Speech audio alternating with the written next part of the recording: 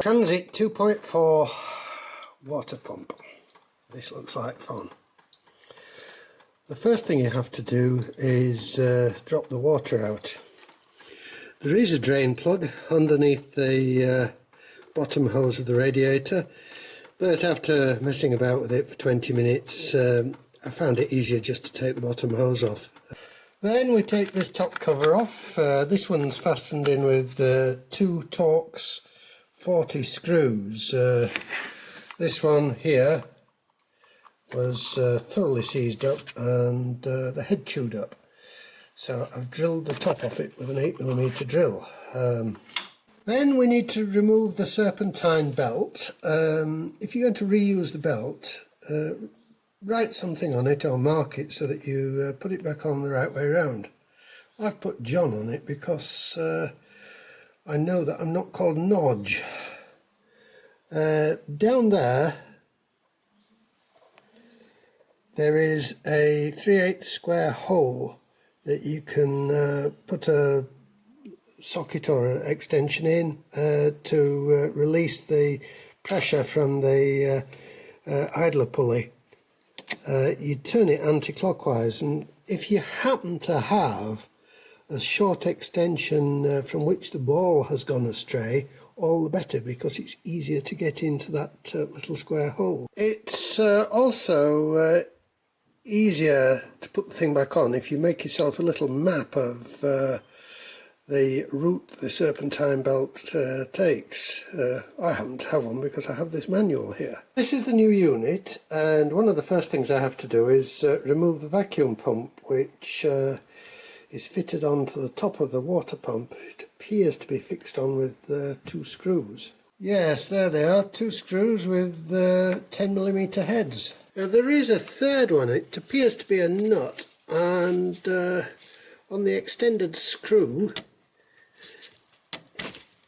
you pull off that, I don't know whether it's a cable duct or an air hose, cable duct I think, and then we undo that. Looks like another 10mm nut. Well, it wasn't a nut, it's a fancy fixing, but whatever, you do need a 10mm deep socket to take it off. There we are, the thing's loose. Because I'm just trying to do the water pump, I'm not actually going to remove that vacuum pump because there's a vacuum pipe on the back of it, so I'll let you know how I go on. Maybe I will have to take it off, but we'll find out. Now I've undone this, I think it's the intercooler pipe, is it, that goes up there, just so that I can see what I'm doing. And there's a large water hose on the back of the water pump with a Jubilee clip on it, which has an unusually small head, so I've got a slotted screwdriver in it instead of a socket. Right, I've taken that hose off now, and the remaining one is a plastic contraption that's screwed to the back of the water pump.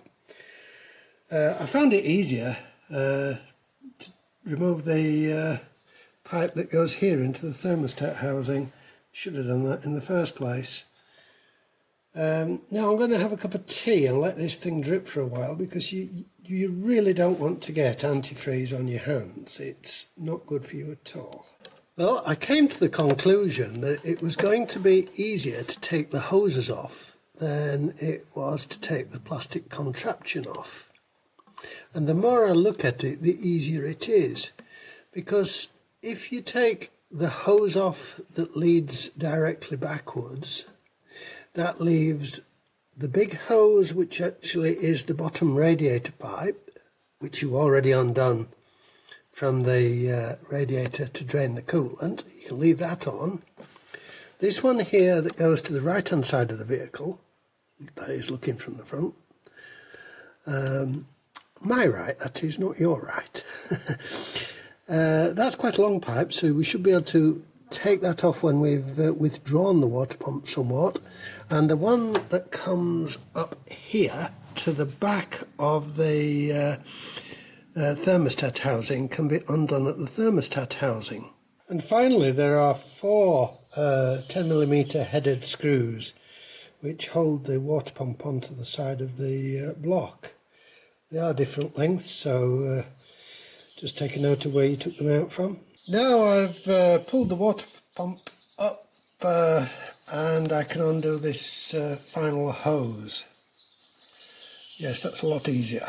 And before I take the hose clip off, take the hose off, I've just put a couple of marks on so that I orient the hose correctly when I refit it. But this plastic manifold is fixed on with some Torx 30 button-headed screws, and there is an O-ring on it, I believe, and it will go in there. There we are. I've taken it off. I'm just going to replace the O-ring.